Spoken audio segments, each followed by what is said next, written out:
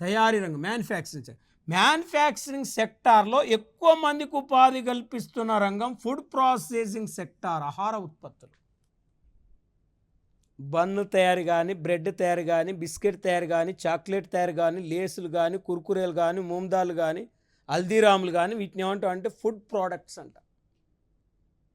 అంటే food product sector బాగా విస్తరిస్తుంది భారతదేశంలో. ఇలా తయారీ రంగంలో ఎక్కువ మందికి ఉపాధి కల్పిస్తున్న రంగం ఏంది? ఎక్కువ మందికి ఉపాధి కల్పిస్తున్న రంగం ఏందన్నప్పుడు వ్యవసాయ పారిశ్రామిక సేవ ఇచ్చినప్పుడు వ్యవసాయం చేయాలి. పారిశ్రామిక రంగంలో ఎక్కువ మందికి ఉపాధి కల్పిస్తున్న రంగం తయారీ రంగమా, నిర్మాణ రంగమా, విద్యుత్, చమురు, గ్యాస్ అన్నప్పుడు తయారీ రంగం చేయాలి. తయారీ రంగంలో ఎక్కువ మందికి ఉపాధి కల్పిస్తున్న రంగం ఆహార ఉత్పత్తులు. తర్వాత టెక్స్టైల్, వస్త్రపు ఉత్పత్తులు. అంటే టెక్స్టైల్ రంగం కూడా దాదాపు మనకు 10% ఎంప్లాయ్మెంట్ ప్రొవైడ్ చేస్తుంది. 10% ఎంప్లాయ్మెంట్ ప్రొవైడ్ చేస్తుంది. ఇది 11% అయితే. బేసిక్ మెటల్స్, రకరకాల మెటల్స్ వస్తువులు తయారవుతుంటాయి.